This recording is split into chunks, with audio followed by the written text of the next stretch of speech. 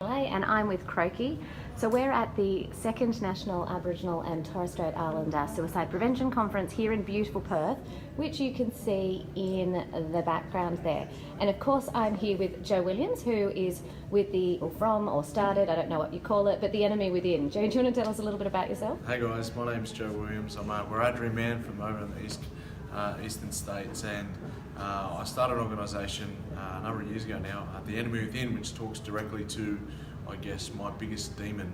I've played rugby league at a fair level, and then I've been a boxer as well, but no opponent ever compares to the enemy I fight inside my head every single day. So I get out and I speak about that, and not only do I speak about the enemy within as such, as a negative, I also speak about how people can stay well, what they can do to get well, and then maintain that.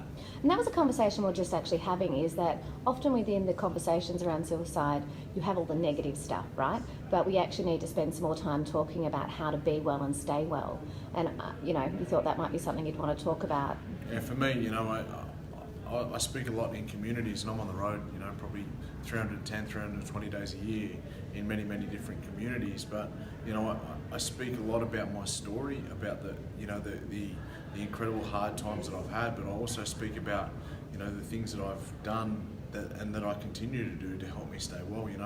I've struggled with what I go through for many years, even as a young kid, without the professional help that I had back then, because we think there's a stigma about mental health now. Think about what it was like 20 years ago, So, absolutely. I speak about the things that keep me well and that other people can tap into as well, that can keep them well. My session this afternoon is going to be, and it's a short and sharp session, but I'm going to be speaking about, what the old people were doing was working, what we're doing now isn't working. So it's about reconnecting to those old ways and those old principles that the old people used to live around. Not so much as living out on country, and it's about walking in two worlds. I'm a hunter and gatherer. I just do it at Woolworths. It's one of those things that we live in a modern world. So the way that we look and approach things, I do through a decolonised mind. And that's been my biggest healer, if I'm honest. It's about reconnecting to country, to culture, and the value behind what the old people used to do. I was actually just having a chat to two of the young people from Culture is Life's Culture Squad, and they were actually, obviously it's in the name, talking about the role culture plays in keeping young people healthy and well. But there was a bit of a conversation around how a lot of young people aren't connected to culture, and there's a bit of shame around that. And then the struggles people have with actually connecting.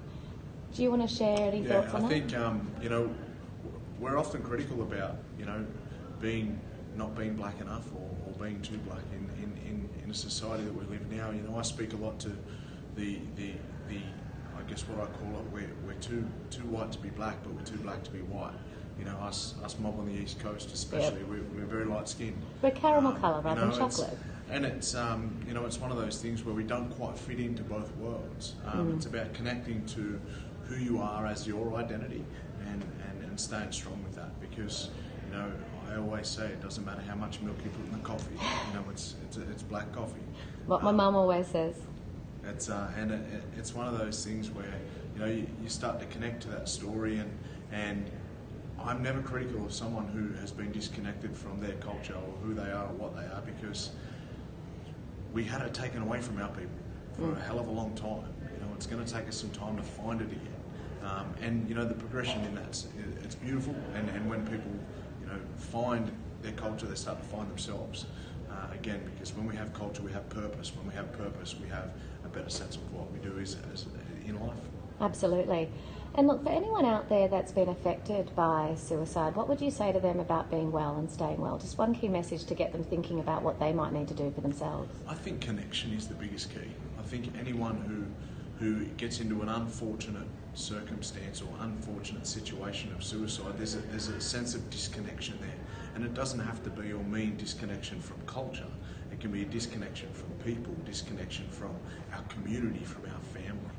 When we are struggling in times of suicide, we isolate.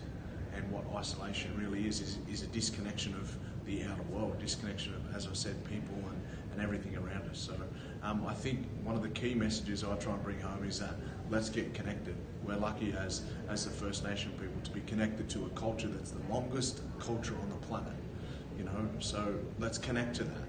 And as again, if we had no suicides pre-colonisation and we've got the highest suicide rate in the world now, what the old people were doing was working. What we're doing now is not. Fantastic. Is there anything else you'd like to add before we sign Everyone out? just look after each other, be kind to people. You know, my dad, smart man, he said if, you know, it doesn't matter how much money you got in the bank or how many houses you got or cars you got or how flash you look, your only responsibility in life is to be kind to people. And there's a lesson in that for everyone. Absolutely, and I think our parents often have lots of sayings. My mum always said, if you don't have anything nice to say, don't say it at all. Exactly. Thanks, Joe.